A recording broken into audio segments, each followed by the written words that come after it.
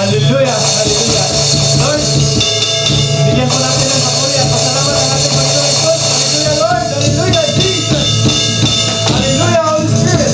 Thank you so much, Lord, for this wonderful day that you have given us again. Hallelujah! Amen! And before we start po, in the book of Psalms, chapter 59, verse 16, it says, "But I will sing of your strength in the morning. I will sing of your love, for you are my fortress, my refuge in times of trouble." Hallelujah. Amen. Yes, Lord, mga kapatid,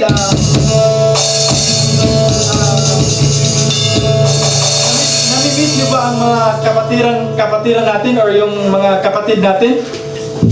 Amen. Hallelujah. Or namimiss niyo ba yung presensya ng ating mga kapatid o yung mga kaibigan natin? Amen? So, pwede bang sabihin mo sa katabi mo or sa kachatmate mo na namimiss kita? Yes, kita. Amen? Namimiss kitang kasama, paborihan natin ating Panginoong Hesus. Amen? Hallelujah. Bigyan po natin ng mataas na palakpak ang ating Panginoong Hesus. Woo! Let's worship our living God. Amen.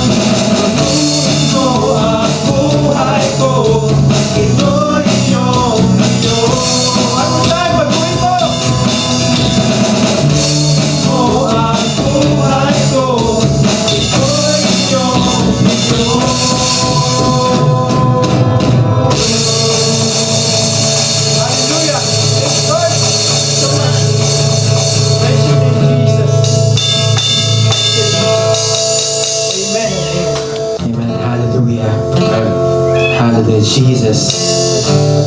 Hallelujah, Holy Spirit. Hallelujah. Lord, we open this service with thanksgiving, Lord God. Thank you, Lord. Punong-puno ng pasasalamat, Panginoon. Punong-puno ng pasasalamat, O Lord God, na nagagaling sa aming mga puso, O Diyos.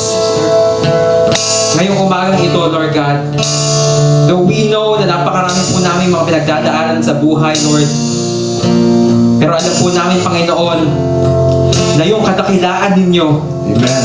na yung kabutihan ninyo, Amen. ay sapat na at higit pa upang kami magtagumpay, Panginoon. Amen. Lord, this morning, O Lord God, muli naming ibinababa po lahat ng meron kami, Panginoon. At ang itataas lamang po namin ay pagsamba at papuri sa iyong banal na pangalan, O Diyos. Po, Panginoon. Tunay nga, Panginoon, ay salita mo, Lord God, ay hindi po kailanman nagbabago, Panginoon. You said in your word, Lord God, that your mercy is new every morning, Lord. Amen. We have new hopes every morning, O Lord God. Every time nagigising kami, Panginoon, ay merong panibagong pag-asa. May panibagong dahilan upang umiti. May panibagong dahilan upang purihin at sambahin ang pangalan mo, Panginoon. Hallelujah. Hallelujah. Hallelujah. Hallelujah, Lord. Hallelujah. Jesus. Hallelujah. Hallelujah. Hallelujah. We praise your name, Jesus. Hallelujah. We glorify your name, Jesus. Glorify your name. Hallelujah. Hallelujah. Jesus. Hallelujah. Thank you, Lord. Katapatan mo, O Diyos, tunay at dakila. Ang pag-ibig mo'y wagas at walang kapantay sa aming puso, sa aming buhay. Papuri pagsambay, iaalay. Bukas, noon, ngayon, magpakailanman, luwalhatiin ka. Minsan pa katapatan mo, Diyos. Hallelujah. Tapatan mo, O Diyos, tunay at dakila. Ang pag-ibig mo'y wagas at walang kapantay sa aming puso, sa aming buhay. Papuri pagsambay, iaalay. Bukas, noon, ngayon, magpakailanman, luwalhatiin ka.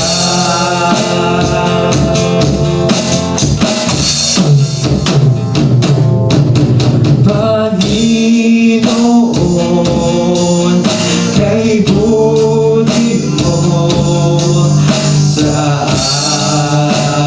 akin.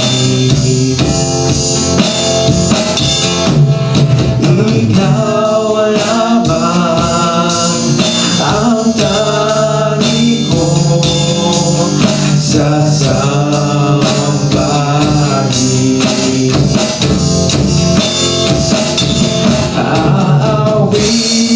Aawitan kita at pupurihin,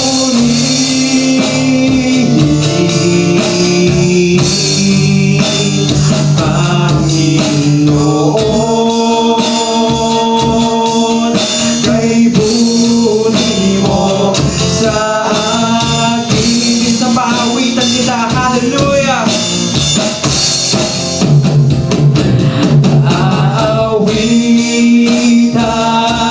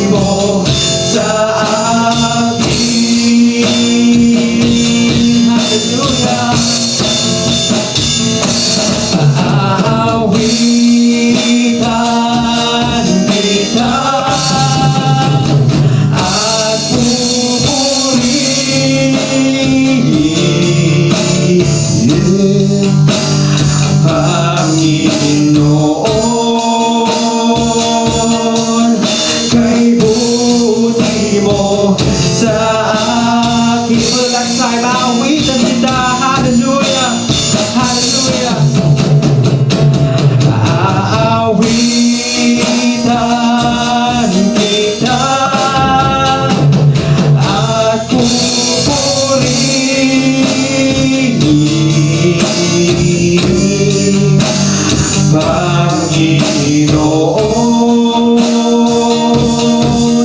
kay buti mo sa akin.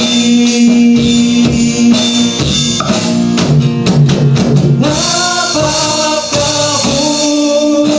mo, aming Diyos Ama.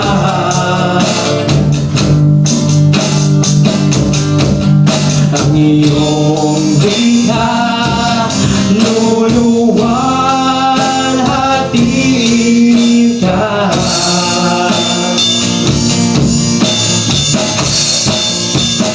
Napakabuti mo, di ka nagbabago.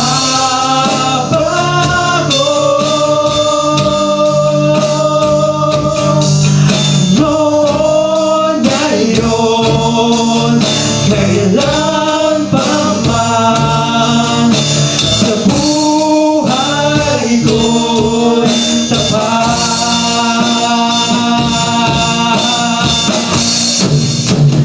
Napakabuti mo, aming Diyos Ama. Hallelujah. Ang iyong likha, luluwalhatiin ka.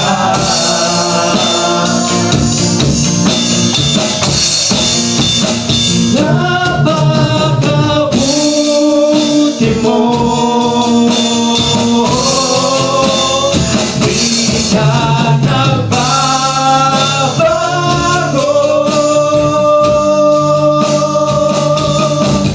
Noon, ngayon, kailan pa man, sa buhay ko'y tapat.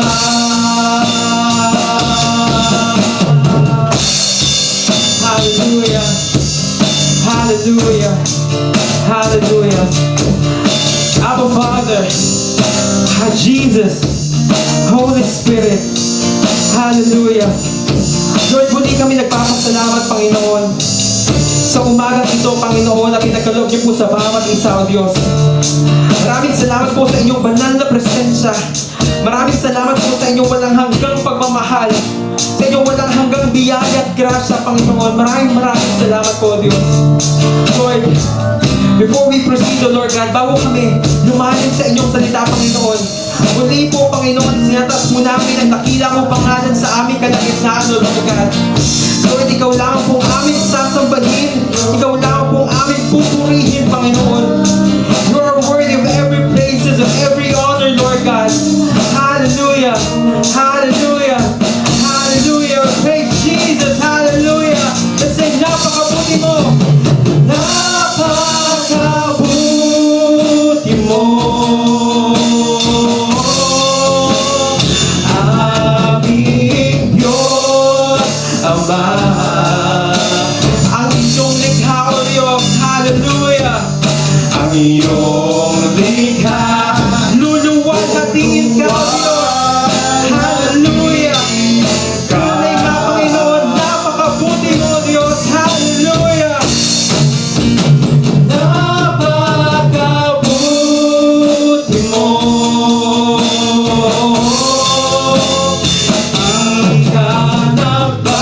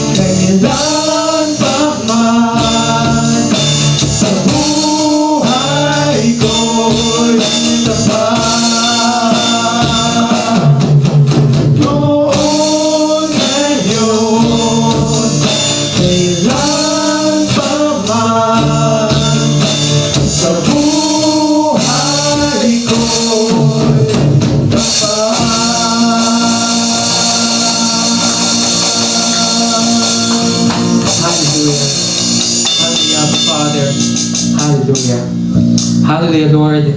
Hallelujah, Jesus. Hallelujah, Holy Spirit. Lord, muli Panginoon, kami po nagpapasalamat sa umagang ito na pinagkulob niyo po sa bawat isa upang magkaroon na naman po, Panginoon, ng panibagong pagkakataon ng Diyos na makinig na inyong banal na salita, O Lord God.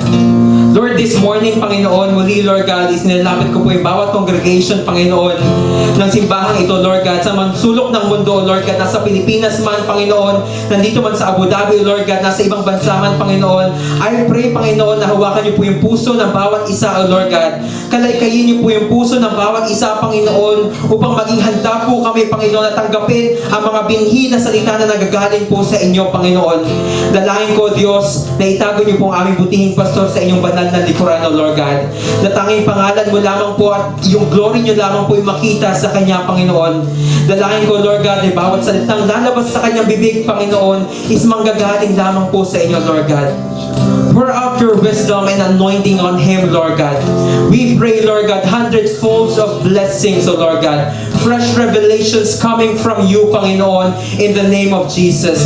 And I extend this anointing, O Lord God, sa Kanyang buong pamilya, to the leadership of the church, to the whole congregation of the church, O Lord God. Because we know, Lord God, that this church is built on the solid rock, which is you, Jesus, O Lord God. At wala po kaming ibang itataas, wala po kaming ibang pupurihin, maliban sa pangalan mo lamang po, Jesus.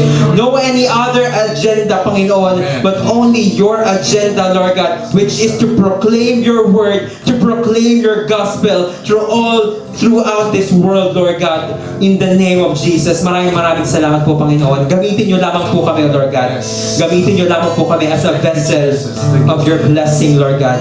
As a vessel of your word. As a carrier of your glory, Lord God. Thank you, Jesus. Salamat po, Lord. Thank you, Abba Father. Thank you, Holy Spirit. I lift this prayer, Lord God. In Jesus' name, I pray for the fellowship of the Holy Spirit. Amen. Thank you, Lord. Yes.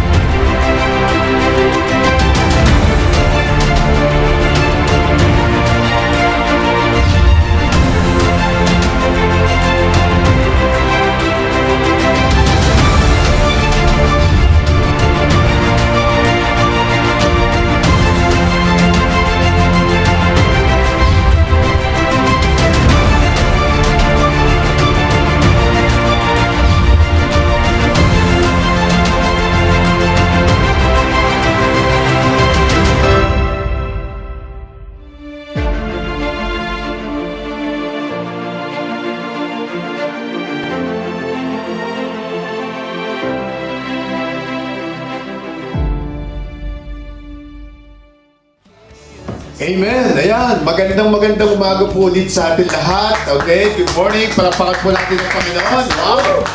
Praise the Lord. Praise the Lord. Good morning. Good morning. I know that kahit po simple lang yung ating praise and worship, alam ko po na nagustuhan ninyo and we are so blessed.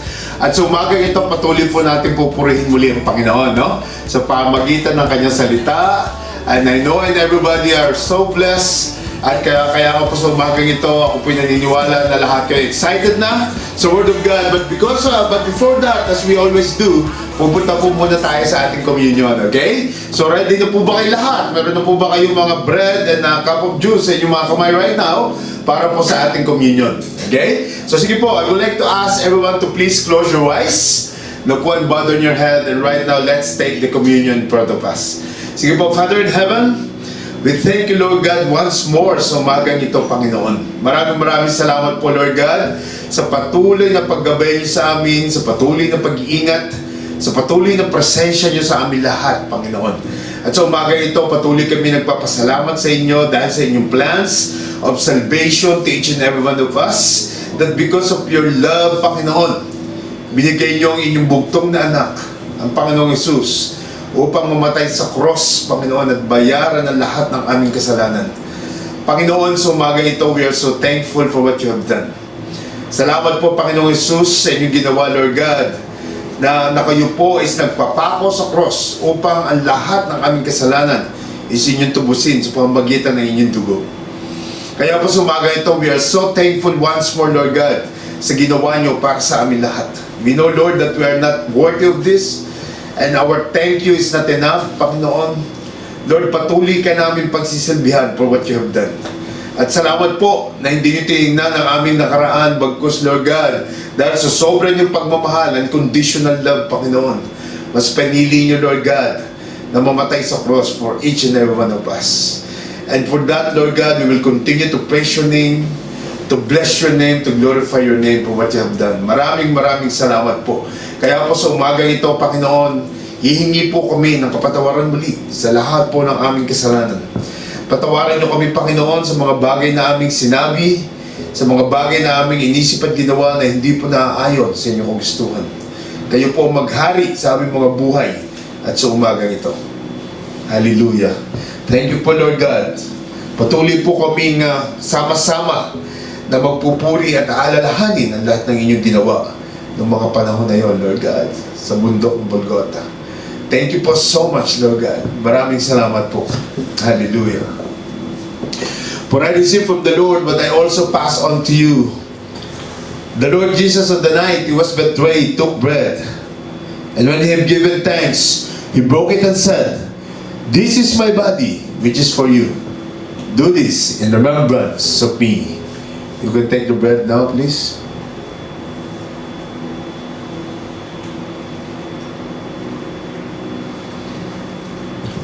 In the same way, after supper, he took the cup, saying, "This cup is the new covenant in my blood. Do this whenever you drink it, in remembrance of me. For whenever you eat this bread and drink this cup, you proclaim the Lord's death until he comes." You can take the cup now. Hallelujah. Panginoon, maraming salamat po muli, Lord God. Thank you po so much, Panginoon, for what you have done. Salamat po sa umagang ito, Lord God, and as we declare the victory today, Lord, and that is because of your presence in our midst, patuloy kami, Panginoon, naaasa, nasasamahan niyo kami sa ilang oras na aming gagawin na pagbulay-bulayan ng inyong salita. Naway pagpalain niyo lahat ng mga nakikinig, Panginoon, at nanonood sa live streaming na ito, Lord God. We will declare the victory because you are with us. Holy Spirit, be our speaker. Bless your servant today, Lord God. In Jesus' mighty name, and everyone will say, Amen. Amen and amen. Palakpakan nga po natin ang Panginoon. Ayan. Okay, so tayo po dire-diretso na sa ating Bible declaration. As you always do, alam ko po na meron kayong mga Bible sa inyong kamay, kaya po tayo dire-diretso na sa pagdideclare ng ating decree ng Panginoon sa buhay natin. Sige po, itaas niyo po ang inyong mga Bible right now. At tayo po mag-Bible declaration muna. Amen? So, this is my Bible. This is my Bible. I am what it says I am. I have what it says I have. I have what it says I can do what it says I can do. I can do what it says. Today, I will be taught the Word of God. Today, I will taught the Word of This God. morning, I boldly confess. This morning, I boldly confess. My mind is alert. My mind is My alert. heart is receptive. My heart is I am excited. I am excited. Because I'm about to receive About to receive the incorruptible, incorruptible, indestructible, indestructible, ever-living seed of the Word of God. the Word of God. And I will never be the same. And I will never be the same. Never be the same again. Never. After this live streaming, I pray. After In Jesus' name, I claim. And everyone will say, Amen! Ayan! Sige nga po, palapakan natin ang Panginoon. Praise the Lord! Praise the Lord! Ayan!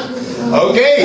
So lahat po tayo is excited na sa umagang ito. And of course, before we continue with our message from the Lord, lahat po tayo is magko-comment lang uli, no po? Sa ating comment box dito po sa live streaming na to. At kung kayo po is first timer, I would like to encourage you to please subscribe to our page, no po, and click the bell button so that next time you will be notified automatically. Okay? And you can tag your friends right now. Please tag your friends and tell me where you are watching right now. Come on, sige po. Sige po, at ilagay po natin kung saan tayo nanonood right now. Please comment. Please tag your friends para po lahat po ng mga viewers natin o lahat po na may wifi is makaabot po yung ating mensahe sa umagang ito, okay? So medyo po naka-microphone po ako na may wire ngayon, no po? Kaya po medyo hirap akong humawak ng cellphone natin, no po? Kasi nga po, tayo po next Friday, by the way, no po? Next Friday po, tayo po'y babalik na sa ating venue and we hope and we declare na starting June 11, tayo po'y dire-diretso na. Ano po? Tayo po'y babalik na sa ating venue. And I want to thank everybody who prayed for us. No po?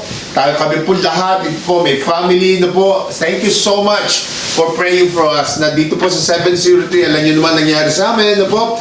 Tayo po nagkaroon ng karamdaman at salamat sa Diyos. Salamat po sa lahat ng prayer ninyo on behalf of Pastora Grace, Christina May, and everybody who are staying here in this plot na affected. Salamat po sa inyo sa mga prayer ninyo. Talaga pong prayer works na po. Amen. Very, very powerful po ang mga prayer natin lahat. Okay? So sige po, tayo po magsisimula na. Now, I would like to start the message of the Lord this morning by letting you know na hindi pala lahat po ng Kristiyano is marunong po na mag-response ng tama pagdating po sa mga trials sa buhay. No po, alam niyo po yung mga na-experience natin mga trials, yung po mga dumadating sa ating problema, hindi po pala lahat ng Kristiyano marunong mag-response ng tama dyan.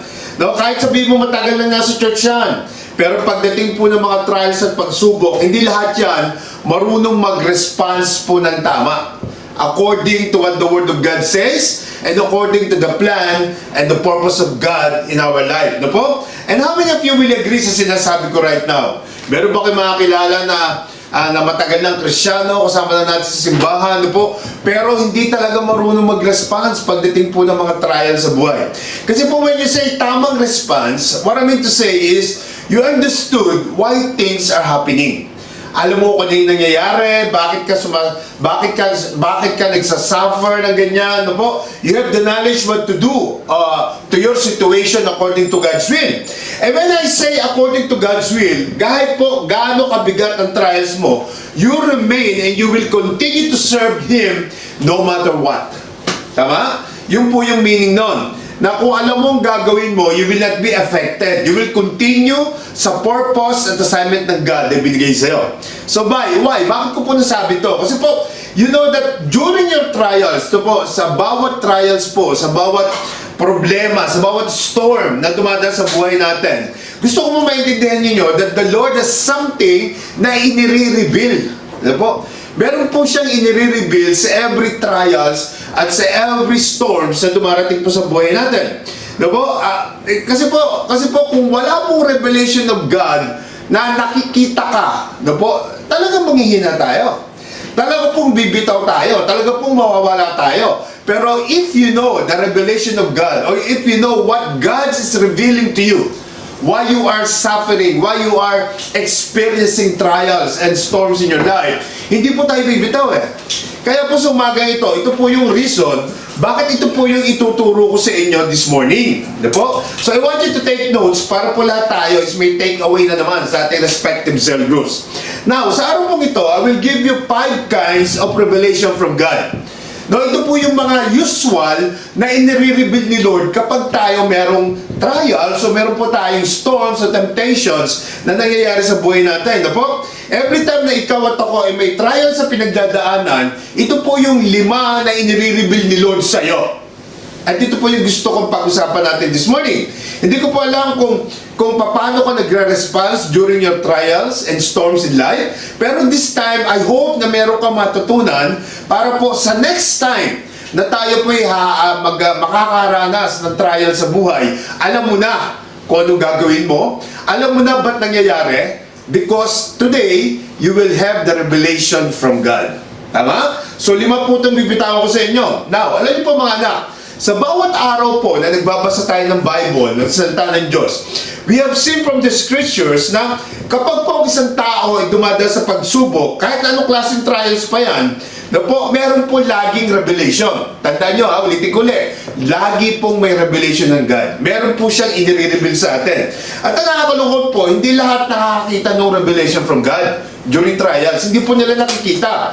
At kaya po nasabi ko kanina, kaya nga po ito yung topic natin today, because I would like to suggest na somehow, dahil narinig mo na ito ngayon, no po? Narinig mo ito ngayong umaga, no po? Ikaw is nag-take note, no? Isinulat mo, napag-aralan mo. So the next time na meron darating na suffering, na meron darating na storms o trials sa buhay mo, alam mo na kung bakit nangyayari yun. Alam mo na ang gagawin mo, no? Tama po ba? Nandiyan po ba tayo? Tandaan po natin, ha? Tandaan po natin lahat. Wala pong exemption, believer ka man o hindi, hindi ka exempted. Okay? Kung may katabi ka, sabi mo sa katabi mo right now, hindi ka exempted. Sabi mo, Hindi ka exempted. tama? Hindi po tayo exempted. Even though you are a believer already, a follower of Christ, kahit po matagal ka ng Kristiyano, hindi po tayo exempted. No po? Kaya nga po meron tayong kasabihan sometimes na ang buhay daw sometimes nasa ibabaw at sometimes nasa ilalim. No? Nasa ibabaw symbolizes wala kang trials o katatapos lang ng trials, naging victorious ka. Nasa ilalim means meron kang pinagdadaan ng storm and trials sa buhay mo. Tama? So ngayong umaga po, usually, gusto ko sabihin sa inyo, in my experience po as a pastor, no? At sa pagbabasa po natin ng Bible, ito po 5 bagay na ito na inireveal ni Lord sa akin. Ito po yung gusto ko i-share sa inyo. Na kapag dumadaan ka ng anumang issue sa buhay, trial sa problema, merong revelation. At ito po yung gusto kong i-take note ninyo ngayon. Okay? Now, tingnan nyo po. Ang unang-una po natin gustong ipakita sa inyo is yung title muna ng message po for this morning. Ito po yung title. Discerning God during trials. Ayan, ano po. Alam niyo po, kaya po ito yung pinili kong pamagat. Kasi po, marami pong tao, they don't discern God. They don't discern the revelation of God. Ano yung nire-reveal ni Lord during trials? So, sa umagang ito, I want you to discern God during your trials. After this message, I believe na marunong ka nang mag-discern. No? Alam mo na, no? Nasa-sense mo na yung God during your trials. Ito yung pinagpe-pray ko right now na gusto kong makita mo sa buhay mo after this message this morning. Okay? So, paki-repeat nyo nga. Ulitin nga po natin. Discerning God during trials. Discerning God during Isa pa po. Discerning God during trials. Discerning God during trials. Kasi nga po, maraming followers na ni Lord, hindi po nakaka-discern. No? Mga servant na ni Lord, hindi po nila alam kung ano yung nare-reveal ni Lord sa kanila during trials. At dapat po alam natin yan. Kaya nga po today, I want you to take note. Again and again. Take note po tayo kasi po maganda to, no? We are reading the Word of God. So, dapat po, hindi lang po tayo nagre-read. Dapat po, merong goal, may application tayo sa bawat pagbabasa natin. At kapag po tayo nagbabasa, doon po lumalabas yung revelation ni Lord. No? Doon po nare-reveal kung ano yung plano ni Lord. No? And because why? Because you are applying what you're reading. Kasi po, hindi po lahat ng nagbasa ng Bible, ina-apply, yung nababasa nila. No? Kaya nga po ngayon, gusto ko sabihin sa'yo, kung nakikinig ka dyan at nanonood ka, every time you will open the book of God, yung pong Bible, no? Every time you will read the scriptures, I want you to apply it in your life. Kailangan po, importante po yun, para po maintindihan mo yung purpose ni Lord sa buhay mo. Now, so what are those 5 things po, na nire-reveal ni Lord sa atin during your trials in life? And I will just suggest na makinig po tayo mabuti kasi po maganda to. And number 1 is, during your trials in life, God will reveal the nature of your faith. Ayan. So kapag po tayo merong trials, kapag po meron tayong storm sa buhay, ang unang-una pong nare-reveal ng Panginoon is yung nature ng faith mo. Alam niyo po ba na madali lang namang sabihin may faith ka kapag wala kang pinagdadaanan? Di ba? Magtanong ka, kapatid, may faith ka ba? Madali lang magsabi niyan kapag wala kang pinagdadaanan ng issues, trials, storm sa buhay mo. Pero pag may trials, storm ka na, tanongin mo ulit, may faith ka ba? So, diyan po natin makikita. No po? Kasi ang ating pong trials in life, unang-una po, is nire-reveal ni Lord yung nature ng faith mo. Kung gaano ka katatag, no po? Kung gaano ka katatag. Kasi nga, madali lang sabihin na may faith ka kung wala kang issues. Kung wala pong trials sa pinagdadaanan, madali lang po sabihin yan. Pero once na ikaw is may trials na, Diyan po nire-reveal ni Lord yung nature ng tunay na pananampalataya mo sa Kanya. Tingnan po yung sabi si James 1:2. Sabi po rito, 1:12. The point sabi po, blessed is the one who perseveres under trial. Why? Because having stood the test, that person will receive the crown of life that the Lord has promised to those who love Him. Ang sabi po dito, blessed is the one who perseveres under trial. Perseveres, in other words, is faith. Ano po? Kung ikaw is under trials, under storms, na meron kang problema pinagdadaanan right now, when I say that I'm persevering, meaning may faith ako. Kasi po kalimitan po, kapag po may mga trials na, diyan po bumibitaw, no po? Bumibitaw sa kanyang pananampalataya, nawawala. Kasi ang thinking niya, ang Panginoon hindi siya tinutulungan sa kanyang trials. No po? Diyan po natin makikita yung faith mo. Kapag ikaw is dumadaan sa anumang trial, kapag ikaw is dumadaan sa anumang storms at pagsubok sa buhay mo, no? Tinamaan ng COVID yung pamilya mo, dapat ba tumigil ka? Dapat bang iwanan mo yung ginagawa mo para sa Panginoon? Hindi po. Hindi po tayo titigil because during my trials, no po, kahit may sakit ang buong pamilya ko, I need to continue serving Him. I need to do continually what I used to do before I suffer the trials. Tama po ba? Magpapatuloy ka lang eh. Kasi nga po, yung nature ng faith mo, diyan po makikita. Kaya nga sabi nito, persevere under trial. Because having stood the test, ito tayo raw na nag-stood, na nagpapatuloy na po, that person will receive the crown of life that Lord has promised to those who love Him. Mahal po tayo ng Diyos, mga anak.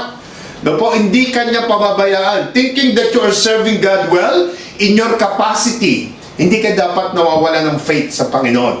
Dapat po, dire-diretso pa rin tayo. Whatever situation na meron ka, kapatid. Okay? Now, diyan po makikita ng Panginoon yung nature ng faith mo during your trials. Number 2, ano po yung pangalawa? Ang pangalawa po is God will reveal the strength of your commitment. Ayan, nako. Ito po, napaka-powerful po nitong pangalawang to. Kasi po, during trials, dito po nawawala ang commitment ng mga tao. Amen? Kapag po may pinagdadaanan na, nawalan ng trabaho, na po, na-delay ang sweldo, hindi mo na mahagilap, nawala na po. Yung dati niyang ginagawa na serving well para sa Panginoon, nawawala. At alam niyo po ba, ang nireveal sa atin ni Lord, during trials po, dito po tinitingnan yung strength ng commitment mo. Tama? Paano kung yung pinagdadaanan mo pala, testing talaga ni Lord for you? Titingnan niya kung ikaw ay talagang committed. No po? Ito po, kaya ko po nakukuha itong mga words na ito because naranasan ko po lahat ito eh. No po? Lahat po ito, pinagdaanan ko po. Na during those days na kami po hirap, no po? Hirap na hirap, nasa Dubai pa kami noon. Kasi nga po nawalan ako ng work, bumaba po yung aking salary. Yung commitment ko po, hindi po nawala. Amen? Hindi po nawala. Dire-diretso lang po tayo. Sometimes po, kapag po tayo mayroon ng pinagdadaanan sa buhay, meron po ano na yung tumatakbo sa isip natin. At meron tayong mga bagay na gusto natin gawin. No? May mga actions ka na gusto mong gawin at ang unang-una pong nangyayari, nawawala ang commitment natin. Tama ba? Tingnan po yung sabi po ni Lord sa Proverbs. Sabi po sa Proverbs, commit your actions to the Lord and your plans will succeed. Ano ba yung plano mo? Ngayon meron kang pinagdadaanan. Ano ba yung gusto mong gawin? Ano ba yung mga actions na tumatakbo sa isip mo? Bakit sabi po ni Lord, commit your actions to the Lord. So meaning, hindi ka mawawala. Magpapatuloy po tayo. Tama mo ba? Narinig niyo po ba ako? Patuloy pa rin tayo. Iko-commit pa rin natin. Okay, may trials kang pinagdadaanan. No? May trials ka. Meron kang storms. Meron kang problema. But all your action is still committed to the Lord Jesus Christ. No po? Para mag-succeed ka, para matulungan ka ni Lord in anything na pinagdadaanan mo, still your commitment will not go. No? Committed pa rin tayo in what you are doing. Hindi ka titigil magbasa ng Bible, mag-devotion, hindi ka titigil umattend ng cell group, hindi ka mawawala sa live streaming, on time ka pa rin, at kapag balik natin sa venue, nasa church ka pa rin. Whatever na pinagdadaanan mo. Alam niyo po mga anak, ang nakikita ko po kasi sa experience ko, kapag po meron ng trials, ang unang-unang binibitawan, ministry. Okay? So I would like you to listen carefully. Kapag po ikaw is may trials, wag na wag mong bibitawan ng ministry mo. Dapat lalo ka pang kumapit sa ministry. Sa ginagawa mo pagsaserve kay God, no? Amen? So, don't forget, during your trials in life, gaano pa rin kalakas ang commitment mo para sa Panginoon. Diyan po na-discover yung strength ng iyong commitment para kay Lord during the trials. Tama? Number 3 po. Ito po yung number 3. God will reveal the level of your maturity. Ayan. Nako. Kapag po tayo dumadaan sa so much na trials, diyan makikita yung level ng maturity mo as a Christian, as a followers ng Christ. Kasi po marami po sa atin, kapag nasa simbahan at okay naman ang takbo ng buhay mo, di ba? Sabi natin, purihin ng Panginoon, praise the Lord. Tama? Kasi okay na okay ka lang no? Yung level ng maturity mo na andun Pero kapag nasa gitna na tayo ng trials, pag uwi mo sa bahay, sasampalin mo na yung asawa mo. Amen? Bakit? Kasi may problema no? May problema po tayo, no? Yung level ng faith mo, hanggang ngayon, immature ka pa rin. Tama? Immature pa rin tayo. Nadadama yung buong pamilya kasi immature tayo. Hindi natin alam kung paano tayo magre-react. Tingnan po yung sabi po ng verse sa 1 Corinthians. Sabi niya dito, brothers, do not be children in your thinking. Be infants in evil, but in your thinking be mature. May pinagdadaanan ka man na wala, yung thinking mo laging matured, kapatid. Amen. No? Kung nagpupuri ka kay Lord dahil wala kang problema, sinasabi mo, praise God, praise the Lord, salamat Panginoon, sambahin ang pangalan mo, well, kahit na meron po tayong pinagdadaanan, ganoon pa din.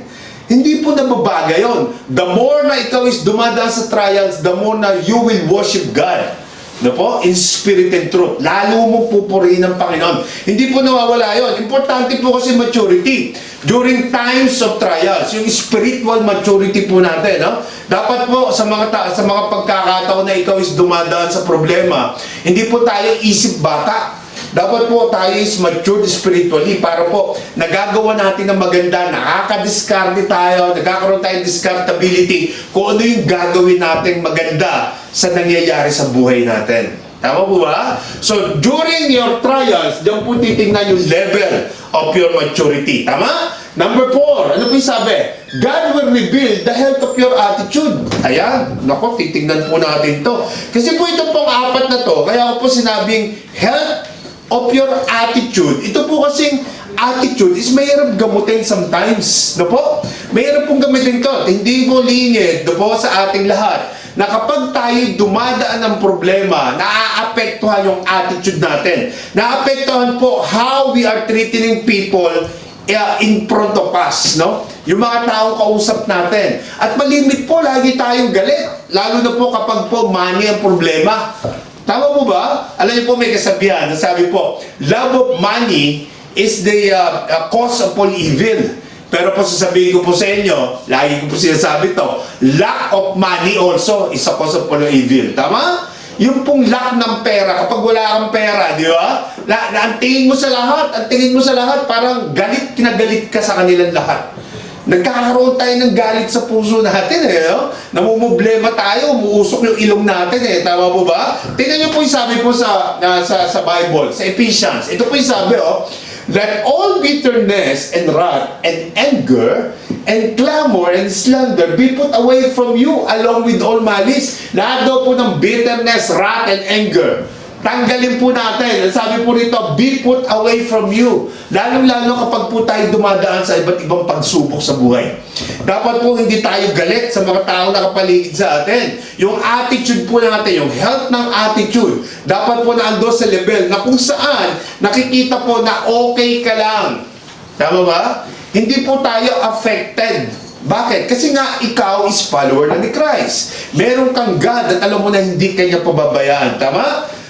Alam niyo, sa totoo lang, kapag po ang mga Christian dumadaan sa trials in life, diyan po lumalabas yung mga demons na nagkatawang Christian Tama po ba? Yung mga demonyong nagkatawang Krisyano, amen? Hindi naman po lahat, pero po sa malimit po, ganyan nangyayari. Kaya po yung health ng attitude natin, nire-reveal ni Lord during your trials. No po? At yung panlima, ito po yung panlima. Sabi ko po sa panlima, ito, God will reveal the measure of your teachability. Ito. Kasi po marami pong tao, lalo na pong mga Kristyano po, dapat po tayo meron pong attitude na teachable. Kahit po dumadaan tayo sa pagsubok, dapat po teachable pa rin tayo. marunong po tayong makinig, inahabol natin sarili natin, sinisipa natin yung pride sa buhay natin. Most especially kapag po tayo dumadaan ng trials, tanggalin po natin yung pride sa buhay natin, no po? Kasi po pag po tayo ma-pride, tapos dumadaan ka sa problema, wala kang teachable heart, lalo po nagkakaroon ng problema. Lalo po lumalala, may nagbibigay na advice sa'yo, ayaw mong pakinggan. Po, may nagbibigay sa iyo ng sinasabi sa iyo na ganito ang gagawin mo, ayaw mo makinig. Alam niyo po, ang isang tao po na dumadaan sa trials, dapat po meron tayong humbleness. Po? Dahil po maraming tao, lalo na sa church, marami pong tao pwede mag-advise sa iyo. So you should know how to listen. Ito po yung sabi po sa Bible. When pride comes, then comes disgrace. But with the humble is wisdom. Kapag po tayo nag-humble, yung pong wisdom natin is nabibigyan po ng level up. Nagkakaroon tayo ng wisdom galing kay Lord. No, kasi mismo mga kabrethren natin, kasama natin sa church, pwede po magbigay ng magandang advice sa atin. So dapat po, tayo po is marunong makinig. Dapat po tinatanggal natin yung ating tinatawag na pride during po ng trials, no? Dapat marunong tayong makinig. Amen? Humble yourself para po yung wisdom ni Lord is pumasok po sa ating situation. Okay? Now, the reason I'm trying to teach you these things, kasi po, para po every time you will experience rise in life, maintindihan po natin mabuti to. No, para po alam natin, no po, it reveals the strength of your commitment to God, the nature of your faith, tama ba? The level of maturity. Amen? Nandiyan po ba tayo? The level of your health, of your attitude, tama? At higit sa lahat, yung pong teachability, nakikita po sa atin during trials.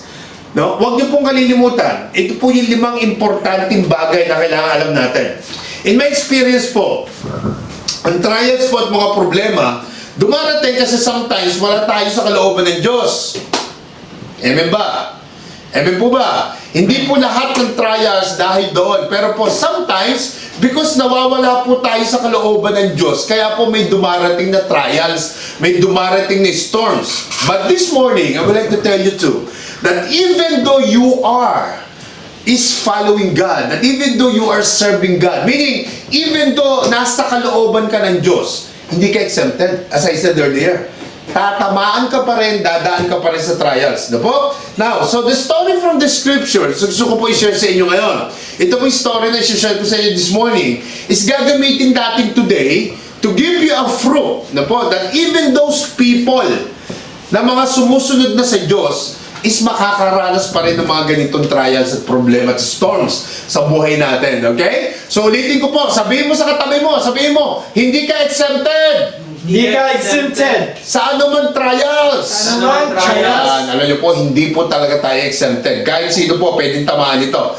Mayaman ka man o mahirap, tatamaan ka. Okay lang sana kung cute ka hindi ka natatamaan, hindi po, tatamaan ka pa rin no? Di ba, sana kapag maitim lang ang tinatamaan, hindi. Kahit na maputi ka, tatamaan ka pa rin. Wala pong exemption and trials at problema. Tama po ba mga anak?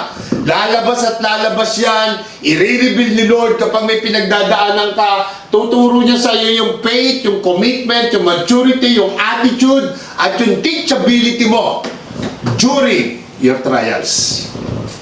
Tama po ba? So, yung pong mga end results na po, na process, na proseso na ginagawa ni Lord, ito po, tinitignan niya lahat yan during your trials. At dahil ikaw is mananampalataya na, at nanonood ka ngayon at nakikinig ka, dapat alam mo yan 5 yan. Na kapag dumadaan ka ng trials, ayan lang ang gusto ni Lord na makita sa'yo. Dapat hindi nagle-level down yan. Dapat po nagle-level up ka lalo. Dapat po hindi ka lalong nawawala. Tama? So before I share to you the story na nakuha po natin sa Bible, quickly po, no? Naisip ko lang. Di ba ang sarap ng feeling kapag sometimes, na po, naririnig mo sa paligid mo na may problema ka, pero ang daming nag-i-encourage sa'yo.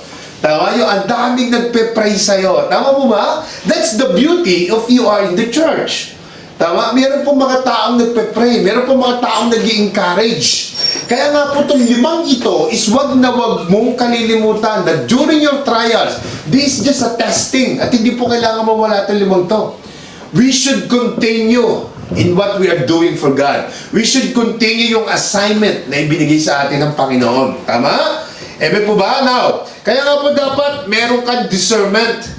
No? Discerning God during your trials. Discerning God during your storms. Tama? Now, ito pong main passage natin this morning, isa lang po nabasa na ng marami sa inyo. Marami na po nakabasa nito. But today, tignan po natin kung ano yung revelation ni Lord para sa ating lahat. Okay? So, let's read from Matthew 14, 22 to 32. Basahin po muna natin lahat. Ito po yung main passages natin. Sabi po rito, immediately, Jesus made the disciples get into the boat and go on ahead of him to the other side while he dismissed the crowd. Okay? Then verse 23. After he had dismissed them, he went up on a mountainside by himself to pray. Later that night, he was there alone. Verse 24. And the boat was already a considerable distance from land, buffeted by the waves because the wind was against it. 25. Shortly before dawn, Jesus went up to them walking on the lake. 26. When the disciples saw him walking on the lake, they were terrified. Ang sabi niya, "It is a ghost," they said, and cried out in fear. 27. But Jesus immediately said to them, "Take courage, it is I. Don't be afraid." Okay? Verse 28. "Lord, if it is you," Peter replied, "tell me to come to you on the water." Verse 29. "Come," he said then. Peter got down out of the boat, walked on the water, and came toward Jesus. Verse 30. But when he saw the wind, he was afraid, and beginning to sink, cried out, "Lord, save me." And then verse 31, immediately Jesus reached out his hand and caught him. "You of little faith," he said, "why did you doubt?" Verse 32, and when they climbed into the boat, the wind died down. Ayan, okay, so maganda po itong story ito. I believe that many of you have already read this in the Bible, no po?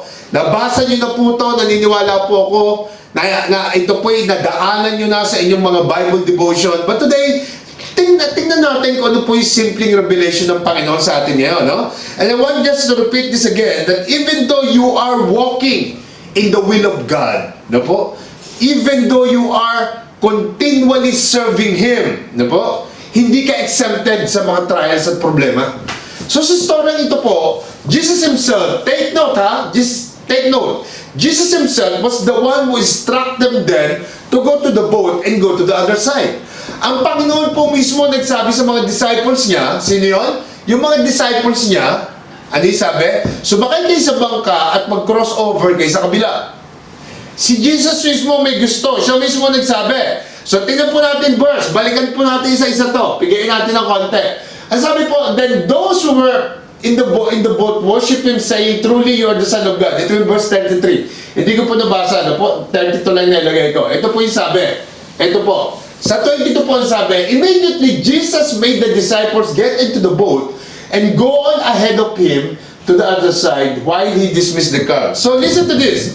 As I said earlier, si Jesus po ang may kagustuhan nito. Siya po nagsabi sa mga disciples niya na sumakay kayo sa bangka at pupunta tayo sa kabilang side. Magko-crossover tayo. Mga tao to na sumusunod ng mismo kay Jesus. Mga disciples niya to. Amen po ba? So it was an instruction from Jesus Himself. He commanded them to get into the boat and let's go to the other side. Yun po yung sabi. No? Mga disciple niya, mga follower niya. No, tingnan po natin kasunod. Tingnan po natin kasunod. Sabi po sa verse 23, after he had dismissed them, he went up on a mountainside by himself to pray. Later that night, he was there alone. No. So dito po, masasabi ko na alam ni Lord kung ano ang mangyayari. Amen po ba? Yung kanyang mga disciple, pinasakay niya sa bangka, and he said, get into the boat and let's go to the other side. And then he went up to pray. So, ang nakikita ko po rito, ang Panginoon po, hindi lang nananalangin for anything, but ipinagpe-pray niya yung kanyang mga disciple. So alam na ni Lord ahead kung ano po yung mangyayari sa kanila. Ito po yung mga follower ni Lord. Lumalakad, no? Sa kagustuhan ng Panginoon. Mga follower niya. So, ipinagpe-pray pala tayo ni Lord. Did you realize that? Na during your trials, meron pong nananalangin sa atin. He went up on the mountainside by himself. To what? Ano sabi? To pray. Tama mo ba? You and me are followers of Christ. Tama? Do you know that while you are doing the will of God, while you are following the instructions of Jesus, do you know that Jesus is praying for you and me? Alam niyo po ba yun na ang Panginoon po is continually praying for you and me? Actually, Jesus is interceding for you and me. Tingnan niyo po yung sabi po sa Romans 8:10-4. Ito po yung sabi, who then is the one who condemns? No one. Christ Jesus who died, more than that, who was raised to life, is at the right hand of God and is also what? Interceding for us. Ang Panginoon po nakaupo po sa kanang trono ng Diyos Ama, nag-i-intercede para sa iyo at sa akin. Tama ba? So, why you are afraid if you are going through any trials? Meron palang bukod sa mga kapatiran na nagpe-pray sa iyo, ang mismong Panginoon na nanalangin para sa iyo. Tama mo ba? Are you with me? Amen. Are you following what I'm trying to say? No po, na tayo po is nag-i-intercede ng Panginoon sa atin. Ang mismong si Jesus, ang ating Diyos at tagapagligtas, nag-i-intercede para po sa atin. Sabi po ni Paul dito, he was interceding for you, for us. Tama? Sa iyo at sa akin. Kaya sumunod ka man sa Kanya o hindi, dumaan ka man sa mga trials at problema sa buhay, tandaan niyo po, always be reminded that Jesus is interceding for us. Nananalangin po siya para sa atin. Why? Because Jesus was our great priest. Tama? Ginagawa ng Panginoon yun because He was our great priest. Na po?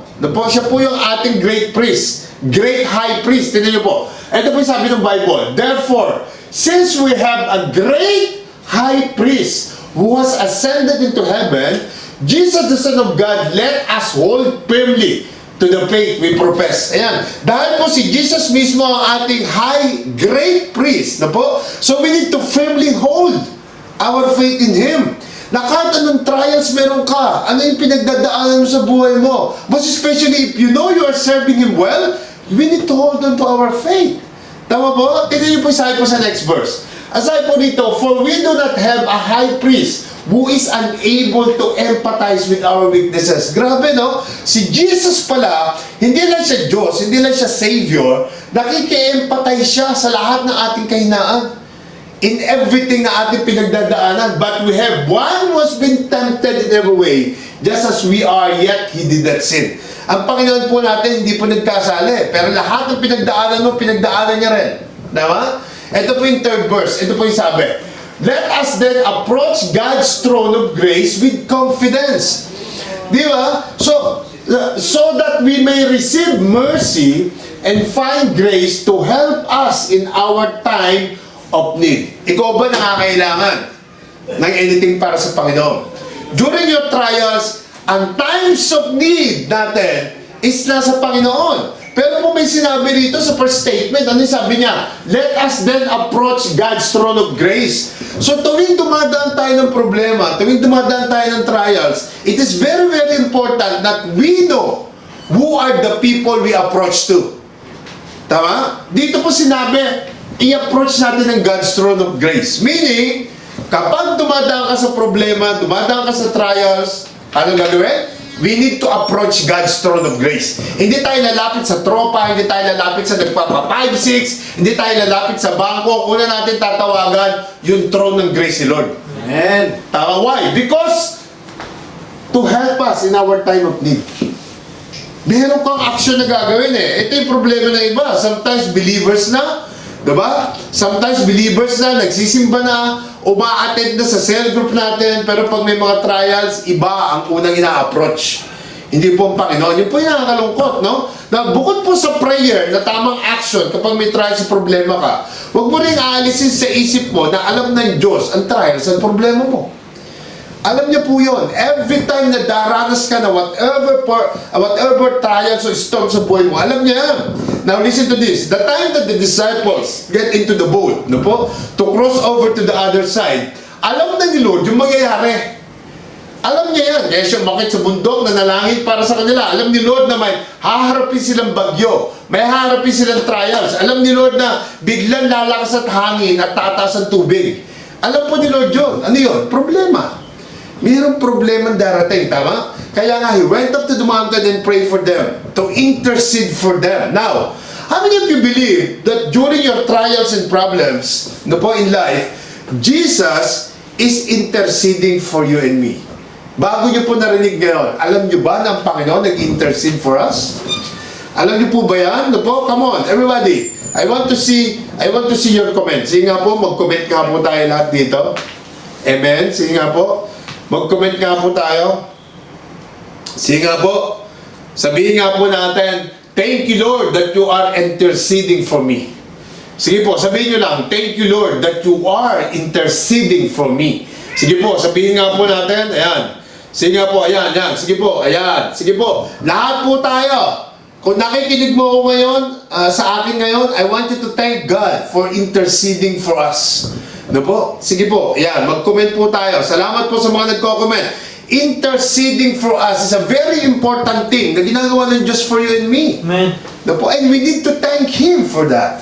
No po? Yung hindi nagpapathank you rito, ano ka? Kasi hindi mo ba alam na ang Panginoon is nag-i-intercede for you during your trials? Tama? That not only the brethren is praying for you, also Jesus, no? So we need to declare and we need to thank Him that, Lord, thank you for interceding for me. Amen? Amen po ba? Andiyan po ba kayo? Amen. The Bible says that Jesus is our advocate. Tama?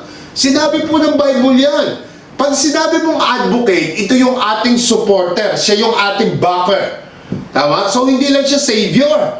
Habang nabubuhay tayo, continually, ang Panginoon po is nag-i-intercede for you and me. Mga anak, alam niyo ba that the moment I fully understood, no? Ito pong passages na ating binasa, na the moment po na naintindihan ko po ito, it always give me great comfort in times of my trials and storms in life. Kasi po, nahalaman ko at nakita ko sa Biblia mismo na ang Panginoon pala is ipinagdarasal ako. Tama? Tama mo ba? Ipinagdarasal tayo ng Panginoon. No po? At as I said earlier, alam nyo lahat yan, tinamaan tayo ng virus dito. But because of your prayer and because Jesus is interceding for me, nadi-discern po natin during our trials, na-acknowledge natin yung presensya ng Diyos sa buhay natin. And that is a must. Na po gusto ko sabihin sa inyo, that is a must. Every time na dumadaan ka sa anumang trial sa problema, you should discern God during your trials. Na po? Dapat po ina-acknowledge natin ng Panginoon. We should discern Him during our trials. Tama? Amen po ba? Kung may katabi ka nga, sabihin mo sa katabi mo, Jesus is praying for you. Sabihin mo. Jesus is praying for you. Di ba? Tama po ba? Jesus is praying for you and me. Because yun po yung sinasabi ng Bible. Tama? Now, let's continue reading our story. Na po sa verse 24, ito po yung sabi, and the boat was already a considerable distance from land, buffeted by the waves because the wind was against it. O, ano po nangyayari ito? Ano po nangyayari? Ito po sa verse 25. Sabi po sa verse 25, shortly before dawn, Jesus went out to them, walking on the lake. Ito po importante ito. Tingnan niyo po ang Panginoon. Hindi lang siya nagpe-pray for them. Pinuntahan niya pa sila. Amen po ba? Nakita niyo po yun? Dahil alam niya na may nangyayari hindi maganda, hindi lang siya nag-pray, pinuntahan niya pa sila. Alam niyo po, ang pinakamahirap sa lahat, alam niyo, the worst thing that will happen to us, nasa gitna ka ng trials, nasa gitna ka ng isolation room kung saan ka dinala. Ang problema, wala nagpe-pray sa'yo at walang nakakapunta sa'yo. Yan po yung problema natin, tama? Sa gitna ng trials mo, sa gitna ng anumang problema na pinagdadaanan mo, yung walang nagbumubisita sa'yo, walang nagpupunta sa'yo, at wala rin nagpe-pray sa'yo. Tama? So right now, ano yung kinatatakot natin? Mismo ang Panginoon at alam natin ng mga kapatiran, nagpe-pray for us. Tama po ba? That's the best thing about Christianity. That's the best thing about kung nasa church ka. Amen. Yun po yung pinaka-the best sa lahat. Tama? And prayer works. Tama po ba? Amen. By the way, naisip ko lang po, ngayon lang. Ito po, pakinggan nyo ako mabuti. Ngayon lang, naisip ko lang. No? Alam nyo ba, when you pray, you talk to God. Amen? Amen. Tama po ba? Ulitin ko ulit. When you pray, you talk to God. But when you read the Bible and make your devotion, God talks to you. Amen.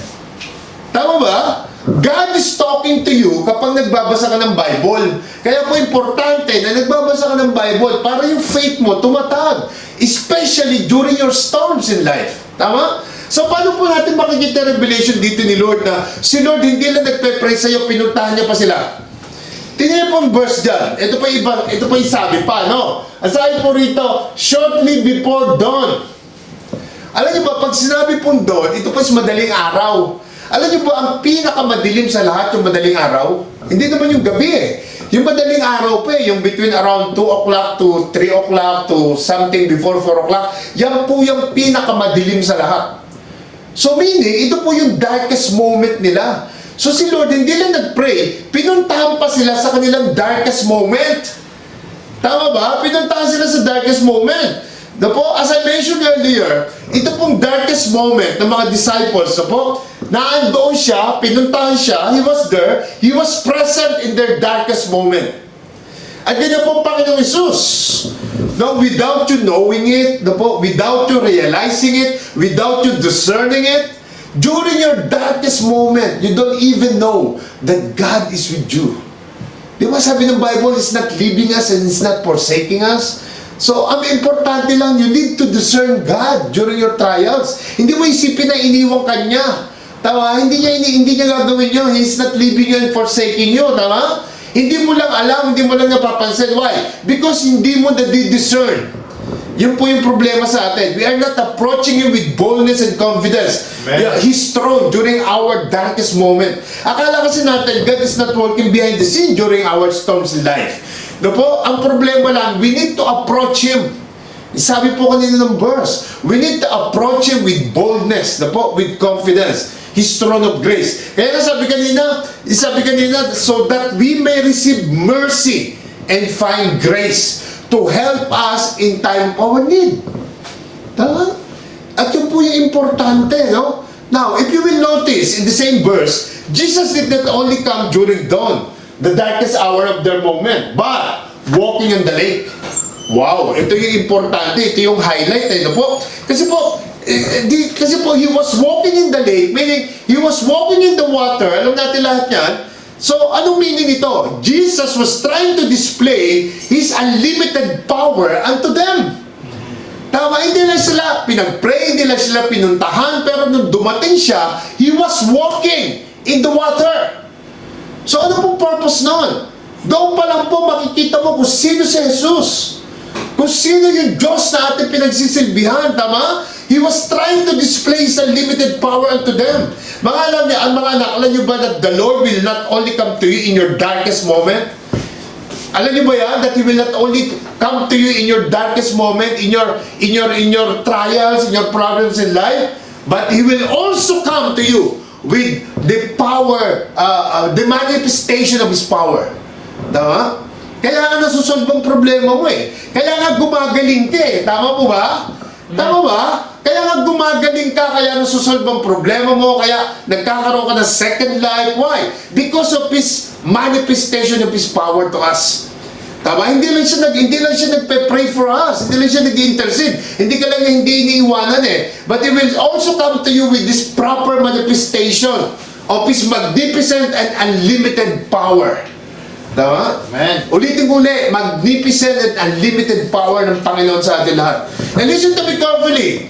Dito po sa verse na to, kung susundin po natin mabuti, no? Susumahin natin.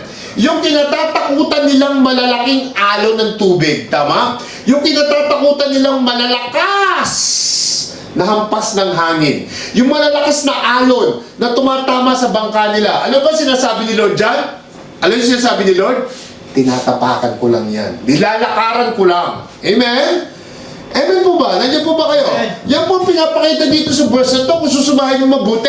Yung malalaking hampas ng alon na tumatama sa bangka nila. Ang sinasabi po ni Lord sa mga disciples niya, nilalakaran ko lang yan. I am on the top of your darkest moment. I am walking in the top of your trials. I am in control of everything na nangyayari sa'yo. Amen. Tama po ba? Palakpakan nga po natin ang Panginoon. Come on, sige po. Palakpakan po natin yan. Kasi po po, during your darkest hour, no po, dito po pinakita ni Lord, He was walking on the water. No po, unlimited power po na isang Diyos to na nakita natin, no?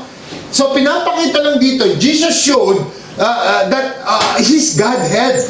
No? Jesus showed forth His Godhead dito. No? Saan ka makakita ng tao naglalakad sa tubig? Hindi po tao lang yon. Isang powerful Diyos yun. No po? Amen po ba? Andiyan po ba tayo? Palakpakan nga po natin ang pangyayari ng Panginoon. Diba? So, pinapakita lang dito na tunay na Diyos po ang Panginoon. No po? Tingnan niyo po, sabi po sa book of Job. Ito po yung sabi. He alone has spread out the heavens and marches on the waves of the sea. Wow! Tingnan niyo ha. Tingnan, yun daw po, ano sinasabi dito sa Tagalog? Siya daw po ang mag-isa lang inilalatag na parang kurtina yung kalangitan. At kanyang tinatapakan ang dambuhalang karagatan. Amen? Tingnan na po, lahat ng dambuhalang karagatan, gaano mo kalaki yung problema mo during your darkest hour. Ang sabi ni Lord, tinatapakan ko lang yan, nak. Nilalakaran ko lang yan. Amen? Tama po ba? Andiyan po ba tayo? That's the beauty, no? Na meron ng Panginoong Hesus. Yung unlimited power na meron po siya, no? He is almighty. Essential majesty na kailangan ng mga disciple at kailangan natin dalawa. Kailangan natin lahat, tama?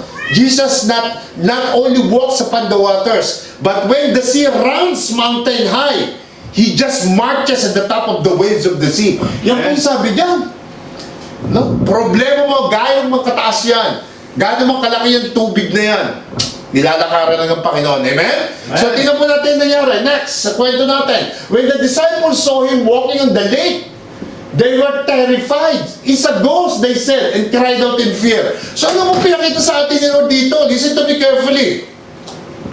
Ito po mga disciples na ito, listen to me they were trained fishermen. Tama? Sino po yung mga trained na fisherman? Meaning, sa dagat na po lumaki itong mga to At dahil nga mga fishermen sila, for sure, kung sa dagat ka lumaki, marunong po lumaki ito.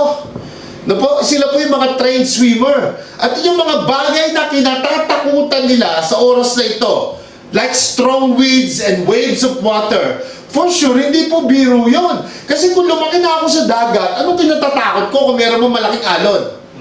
Tama? Alam ko naman lumangoy. Diyan ako lumaki Maliit pa lang na, diyan ako Very trained fisherman ako. Yan ay kinabubuhay ko. So, anong problema ko kung meron mang malalaking alon? So, meaning, ito pong kinalalagyan nila, hindi po ito biro. Tama? Hindi po ito biro. At yung mga bagay na kinatatakutan nila, kagaya na sabi natin kanina, nilalakaran lang ng Panginoong Hesus.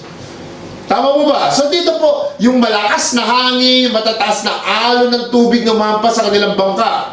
Ito po isang very big storm sa pinagdadaanan ng mga disciples. So pinapakita po ni Jesus, no po, na nilalakaran niya lang at inaapakan niya lang. Pero po, may takot sila rito Ito pinakita nila So ano po ibig sabihin nito? No po? Yung po mga trials at mga storms na kinatatakutan natin, pinapakita lang sa atin ng Panginoon that Jesus is in control of any situation in your life. Tama? He is in control. Kaya niya po kontrolin. Tama po ba? Sinasabi po sa atin ni Jesus na wala silang magagawa sa akin kahit gaano kataas pa yung trials na yan. Kahit gaano kalakas pa yung tubig ng bagyong yan. Kahit na gaano kalakas pa yung storms na yan. Wala silang magagawa sa akin. I am in control. Yun po yung gusto sabihin ni Lord. Tama po? Amen po ba? And Jesus is telling you right now to don't be afraid because He is in control of your situation. Tama?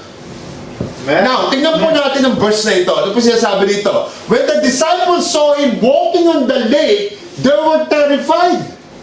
Yan po yung sabi. It is a ghost, they said, and cried out in fear. Yan po yung sabi diyan. Ngayon, gusto ko sabihin sa inyo, alam nyo ba, that doubt causes fear. Tama? Kapag po tayo may duda, kapag po tayo hindi tunay na naniniwala at nagtitiwala sa Diyos, yung pong doubt natin, yan po is gumagawa ng takot. Diba? Alam niyo mo ba, the fear is the opposite of faith? Amen? So, dahil wala kang faith, meron kang doubt. At dahil may doubt ka, meron kang takot. Tama? At sila po, yan po yung nangyari sa kanila. Because they don't trust Jesus, they don't have the faith in Him, Kaya po takot sila eh. They were terrified, yun po yung sabi, ano po? Amen po ba? They were terrified and cried out in fear. And we must know that fear, again and again and again, is the opposite of faith. Kabaligtaran po yan. Kaya nga sabi natin that during your trials in life, Jesus will reveal the nature of your faith in Him. Tama? Yun po yung unang inire-reveal kapag po tayo ng mga trials. Tama? Kaya sabi ni Lord, you of little faith, why are you so afraid? Tama, yun po yung sinasabi ni Lord. Kasi alam niya kung sino yung merong matatag na pananampalataya at hindi sa ating lahat. Amen? He will also reveal to you the strength of your commitment, the level of your maturity, the health of your attitude, the measure of teachability during your trials, mga anak. Kaya marami sa atin kapag nasa trials and storms sa buhay, nawawala eh. Nawawala sa church, nawawala sa cell group, hindi na umaattend, nagpapaalam. Tama? Bumababa yung level ng faith, ng commitment, ng maturity nila. Tama? Yung attitude nila, no po, nag-stinks, no po.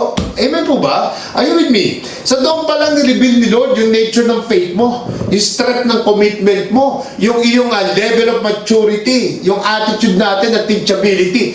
Natakot eh. Tama? May problema pero lahat sila takot. Tama po ba? Amen po ba? Kasi nawala ka na nung nagkaroon ka ng trials at problema mo sa buhay mo ba eh. Natakot tayo. Hindi po natin in-approach si Lord ng tama, yung grace, yung throne ng kanyang grace. Amen? Amen po ba? Amen. So, kapag po tayo may trials again and again, you need to discern God during your trials. Sabihin mo ka sa katabi mo, sabihin mo sa kanya, meron bang revelation si Lord sa'yo? Sabihin mo! Meron ba revelation sa Lord sa'yo? Amen. Amen? Yes. Tama, di ba? During your trials, meron po revelation si Lord sa atin. Tama ba? Hindi po dapat natin nakakalimutan yan.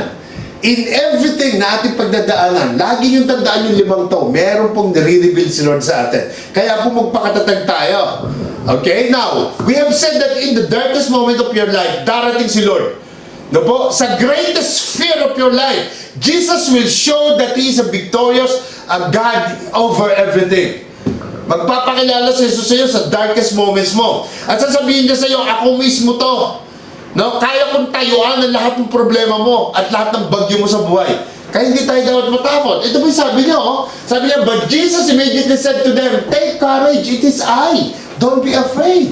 Tama, ako to. Huwag kang matakot. Take courage. Lakasan mo yung loob mo. During your storms in life, sabi niya, it is I. Don't be afraid. Tama? So, bakit tayo nawawala? Bakit tayo natatakot during our trials? Sabi ni Lord, napakalinaw, ako to, huwag kang matakot. Kaya kong pakatawanan. Kaya kong tapakan ang lahat ng problema mo. I can take care of you. Tama? Amen po ba? I can take good care of you. Ito yung parang sinasabi ni Lord sa atin, no? So, hindi lang po nag-i-intercede si Lord. Hindi lang po siya dumarating at hindi siya dumarating ng late, ha? Laging tama lang yung dating niya. Tama? Naandoon siya sa gitna ng trials mo. So, we need to eliminate fear. Tanggalin po natin yan during storms in life. Now, tingnan niyo po nangyari po kay Peter. Sabi po ni Peter, sabi niya, Lord, if it is you, Peter replied, tell me to come to you on the water. Yan, ito po yung maganda. Lord, kung talaga ikaw yan, gusto kong tumayo at lakaran ko rin. Ito po, yung tubig na tinatayuan mo, yun po ibig sabihin nun. Alam niyo pa, this is a hint of how we can combat fear and get it under control. No? Ito po yung hint. Ano po yung nangyari? Tingnan mo, sabi ni Lord sa kanya, come! He said. Then Peter got down out of the boat, walked on the water, and came toward Jesus. So, dito po, tingnan mo mabuti ito, ha? Ang sabi po ng Panginoon sa kanya, Jesus wants us to walk in the water too. Ini-encourage ka ng Panginoon na maglakad ka rin sa tubig. Ini-encourage ka niya na tapakan mo rin ang storms mo. Ini-encourage ka niya na lumakad ka rin sa kalagitnaan ng trials mo. Tama? Lakaran mo. Tama mo ba? He wants us to walk in water with courage during our darkest moment. Yun po yung gusto ng Panginoon. Tandaan niyo po, ha? Walking is the water is not just an act of faith. Hindi lang po ito act of faith. It's a statement that problem and storms in life, those things that we are afraid of, is tatapakan mo lang at lalakaran mo lang. Yun po ibig sabihin nun. Ina-encourage ka ni Lord. Tapakan mo. Sabi niya, come. He said, pumunta ka rito. Tama po ba? Amen? Why? Because if Jesus can walk on the water, you can too. You can also walk in the water. Ano ibig sabihin nun? Kung si Jesus kaya niyang tapakan ng lahat ng mga problema at mga storm sa buhay natin, kaya mo rin. Amen ba? Kaya mo rin. You should do it. He is encouraging you to come. Tama? He is encouraging you to walk in your storms, to walk in your trials, to walk in your problems in life. Tama ba? Bakit? Kasi hindi naman tayo pabayaan ng Panginoon. Yung pagtitiwala, pananampalataya mo dapat nasa Kanya lang. Tama? Huwag po natin hayaang matakot tayo sa mga trials and storms sa buhay. Huwag na huwag niyo pong pabayaan. So sa halip na matakot tayo, tayuan mo, tapakan mo, at lakaran mo ang water. Na po? Lakaran mo ang waves. Lakaran mo ang trials. Lakaran mo ang storm sa buhay mo. Kagaya po ng ginawa ni Jesus. Tama? Amen? So dito lang po, makikita natin, isa lang eh. Supposed to be may 11 pa eh. Isa lang ang nag-try. Isa lang ang tumapak. Tama? Yung 11 naiiwan po eh. No? Isa lang na hindi natakot. So the rest of the disciples, sa boat lang sila. Naging spectator lang sila. Pinili na lang upo sa boat. Natanungin kita, tanungin mo yung katabi mo. Sabi mo rito, are you a boat sitter o a water walker? Ayan po yung tanungin natin. Ikaw ba, mahayaan mo lang panoorin mo yung nangyayari sa buhay mo? O kailangan lakaran mo yung trials mo, lakaran mo yung storm, lakaran mo yung water? Tama? O kontento ka na lang nakaupo at naghihintay sa biyaya? Tama mo ba? Ay, with me, marami pong ganyan. Kapag may problema, nagmumukmuk na lang. Tama? Brad, may church tayo, hindi ka pupunta. Marami akong problema eh, dito na lang ako sa room. Tingnan mo, oh. Sabi na lakaran niya yung water, boat sitter na lang siya. Tama? In-encourage tayo, Lord, to walk on the water. Dito pa lang, Jesus is revealing already the nature of their faith. Dito pinapakita pa lang ano yung nature ng faith nyo. The strength of their commitment, the level of their maturity, tama? The health of their attitude, the measurement of their teachability.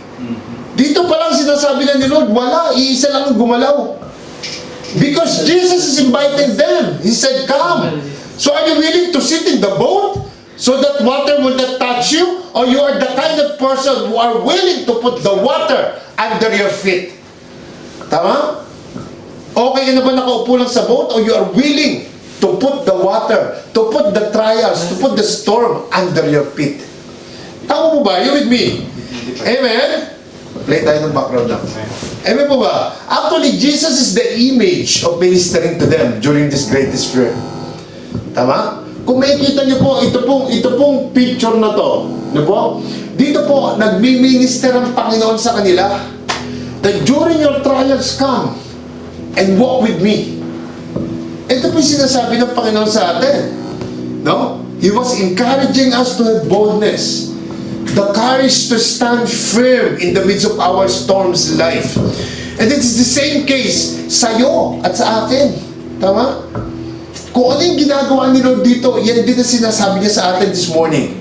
Dapat po tayuan natin at lakaran natin ang lahat ng problema na dumadaan sa atin. Because God is encouraging us with boldness. Tama?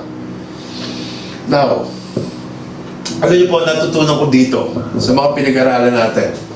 Kahit na hindi natin naunawaan minsan na nangyayari, nami-misunderstood natin ang Panginoon. No? Kahit natatakot tayo, in spite na tinuturuan tayo ni Lord in faith, sometimes nakakaramdam tayo ng fear, ang Panginoong Jesus is willing always to minister to us, to encourage us, to give His helping hand. Amen? Ang kailangan lang natin is focus. Ano man ang pinagdadaanan mo sa buhay, may problema ka man, gaano man kalaki ang trials mo, ang kailangan mo, focus. Tama? Focus lang po. Yun po yung kailangan natin. Kahit ano po yung nangyayari, dapat lalong titindi yung faith mo, lalong lalalim mo commitment mo, lalong magiging visible ang maturity mo, no?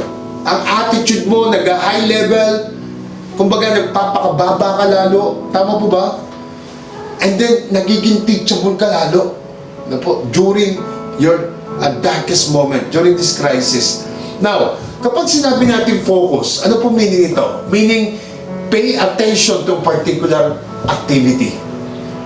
Concentration. No po? At kapag tinawag kang follower ni Christ, kahit na anong storm sa pinagdadaanan mo, anak, dapat you remain focused. Tama? Kahit gaano kabigat yan, you remain focused. Kahit na gaano kalaki ang storms, you remain focused. Tama? Why? Bakit ko sinasabing you remain focused? Because God, Jesus is allowing you to come. Allowing you to walk in your trials, to walk in your storms, to walk in your problems. So kailangan po focus lang tayo. Whatever is happening to you, no po, hindi titigil ang cell group, hindi po titigil ang training, hindi po titigil ang pagbabasa ng Bible, hindi po titigil ang live streaming, hindi po tayo titigil sa pag-attend ng church. Why? Because we all know that we need focus. Whatever happened, Jesus is encouraging us to walk in our storm. At naandoon siya lagi yung helping hand niya. Tama po ba? Oh, kasi nakita natin earlier na si Jesus, hindi ka lang niya pinagpe-pray. Pupuntahan ka pa niya. Siya mismo, i-encourage ka niya to walk in your storms, to walk in water, to walk above your situation, to walk in the top of your storms. Tama? So during your trials, what will happen kapag out of focus ka? So tingnan niyo po yung nangyari. Sabi po rito, but when he saw the wind, ano ba yung wind? Ito yung problema. Ito yung trials. Ito yung storms sa buhay natin. He was afraid and beginning to sink. Ayan. Kapag ikaw nawawala sa focus, sa halip na nakapokus ka kay Jesus, na ini-encourage ka to walk in water, ang nakikita mo sa halip na si Jesus, ang nakikita mo yung storms. So ano mangyayari yan? Sa halip na nag-walk ka sa water, lulubog ka. Sa halip na magiging successful ka sa pinagdadaanan mo, wala, mababalahaw ta. Tama po ba? Kasi inalis mo yung focus mo kay Lord. Inalis mo yung focus mo sa ministry. Inalis mo yung focus mo sa assignment mo na binigay ni Lord. Inalis mo yung focus mo doon sa purpose and calling ng Lord sa buhay mo. Isinuko mo lahat eh. Supposed to be hindi. Sabi ni Lord, walk in your water. Walk in your storm. Walk in your problems, in your trials. Tama? So pag sinabi ni Lord na gano'n, focus ka pa rin sa Kanya. Hindi po mawawala. Hindi tayo po focus sa problema. Hindi tayo po focus sa nangyayari. Po focus pa rin tayo sa Panginoong Jesus. Tama? Tama? So ang approach natin sa throne ni Lord, hindi sa nagpapa 5-6, hindi sa tropa, hindi kung sino pa man, kundi ang pangalan lang ni Lord. Tama? Ang pangalan lang ni Lord ang tatawagin natin. Oh, ano sabi dito ni Peter? Nung nag-sing siya, ano sabi niya? Cried out, he said, Lord, save me. Tama? Lord, save me. At kapag po yung sabi natin, ano mangyayari? Sabi, immediately Jesus reached out his hand and caught him. Oh. Dahil tama yung tinawag niya, dahil inuna niya si Lord sa gitna ng kanyang trials, ang Panginoon naandun agad eh, inabot agad yung helping hand eh. Alam niyo po mga anak, even in your doubt moment, na po, during your darkest moment, at meron po tayo tinatawag na doubting time o doubting moment. Nagdadaw tayo sa ating paniniwala. Sometimes kinakain tayo ng takot. Yung puso't isipan mo. Well, in the middle of your trials and storms, nandun pa rin ang Panginoon para po iabot ang kanyang helping hand. Ayun no, immediately Jesus reached out his hand and caught him. Sa kalagitnaan ng paglubog mo sa problema, sa kalagitnaan ng trials mo, ang Panginoon po ang kamay inaabot niya sa'yo. Tama? Bakit pwede niya iabot ang kamay sa'yo? Because alam mo kung sino ang tatawagin mo. Sabi niya, Lord, save me. Tama? Alam natin kung sino tinatawag natin during trials. During problems, alam mo kung sino ang tatawagin mo. Alam mo kung sino ang priority mo. Tama mo ba? Why? Because Jesus understands your situation. Naintindihan po ng Panginoon sitwasyon mo. He always wanted to come in times of your trials. Ang gusto niya lang, He wants you to discern Him. No? Kaya nga, discerning God during your trials. Yung presensya niya. No? Huwag po natin pagdudahan ng Panginoon. Huwag mawala ang ating faith in times of trials in our life. Huwag tayong matakot. You need to discern God. You need to acknowledge Jesus. You need to call His name. You need to approach His throne of grace with confidence, boldness. Why? Because He's ready to give His helping hand to you and me. Amen. Amen? So don't forget, ano yung sabi niya sa last verse? Ito po yung sabi niya, oh, take courage. It is I. Don't be afraid. Tama? Hallelujah. Thank you, Jesus. Alam niyo mga anak, sa umaga nito, isa lang gusto ko sabihin sa ating lahat na po. Hindi tayo bibitaw. We will remain focused in whatever trials or whatever storms na dumating sa buhay natin. Kasi po, tinitingnan lang ni Lord na po, yung ating capability na magpatuloy. Na po, wag po tayo mawala. Because in the end of the day, ang sabi sa atin ni Lord, eto, take courage. It is I. Don't be afraid. Amen? So dito po matatapos. Ang gusto ko lang po sabihin sa inyo lahat, mga anak, during our darkest moment, I want to make sure to you that Jesus not only praying for you, He's not only interceding for you, but He's always on time, ready to give His hand to you. Magkaroon lang tayo ng tamang focus, lapitan natin, i-approach ang Panginoon, at tumawag tayo sa tamang pangalan. Walang ibang pangalan ng Jesus. Ang ating Diyos, ang ating tagapagligtas. Amen? So everybody, please bow down your head and close your eyes. Father in heaven, we thank you so much for another message that you have given us. A message of encouragement, Panginoon, para sa amin lahat. Alam ko, Lord God, na kami po hindi exempted. That even though we are a follower of you, that even though we are serving you well, we know and understood that we are not exempted, Lord God. But we also believe that we are protected, Panginoon. Dahil nandyan ka, ready mong ibigay ang iyong kamay. Huwag lang kami mawala sa focus, magpatuloy lang kami, Panginoon. Hindi kami mawawala sa pagsisilbi sa inyo. Hindi po kami bibitaw to whatever purposes o assignment na ibinigay niyo sa amin. Because we always believe, as you said to your word, na kayo ang naandyan, Panginoon, that you want us to take courage. We don't need to be afraid because it is you, our Jesus, our God, with unlimited power, na kaya kami sagipin sa anumang pagsubok namin dadaanan sa buhay na ito. Father, thank you for your Son, Jesus Christ, who is ready to give Him to give His mighty hand to us sa oras ng problema. At Panginoon Jesus, thank you so much sa mensahe niyo ngayon na nakita namin, Panginoon, at nalaman namin, Lord God, na nandyan kayo, nag-intercede for us. That is a very powerful revelation to us right now. Na hindi kami kailangan matakot because you yourself is ready to give your helping hand and praying for us. Alam namin, Panginoon, na hindi kayo na-late kahit minsan. Lagi po kayo nasa tamang oras na dumarating sa oras na aming pangailangan. Kaya po sa umagang to, we are so thankful. Pinasasalamatan ka namin, Panginoon. At ganyan din po sa inyo, Diyos Ama, na patuloy na nagmamahal sa amin. And to you, Holy Spirit, who's giving us the conviction, who's giving us the anointing, that every time we will stand and talk about your word, you are there to bless our lips. You are there to give us the anointing, the wisdom, the knowledge that we need for us to minister to your people. Salamat po, Panginoon, sa umagang ito. We will continue to bless your name. In Jesus' mighty name. And everyone will say and shout, Amen! Sige nga po, palakpakan natin ang Panginoon. Hallelujah! Wow, praise God! I know and I believe na lahat po tayo na bless sa umagang ito. Ano po? Sige nga, mag-comment nga tayo quickly. Sabihin natin, thank you, Jesus, for your message today.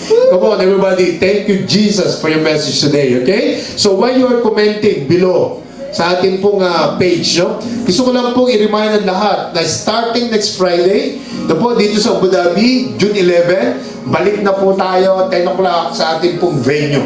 Okay? Balik na po tayo. And again, we would like to thank you in behalf of Pastor Gaze, Christina May, and everyone here in Plot 0703. Maraming salamat po sa lahat ng prayer ninyo sa amin.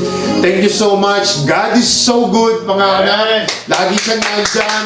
Hindi niya tayo po abayaan, no? So, lagi pong nandyan ang Panginoon para pagalingin tayo. Don't forget what it said in this word, that by His stripes, we are all healed. Amen? Amen po ba? So, everybody, please receive this. Lahat po tayo, taas po yung kamay natin. Sabihin po, sundin niyo po sasabihin ko, let the love of the Father, the peace of the Lord Jesus Christ, and the fellowship of the Holy Spirit be with us all. In Jesus' name, everyone will say, Amen. Okay? God bless. Bye-bye.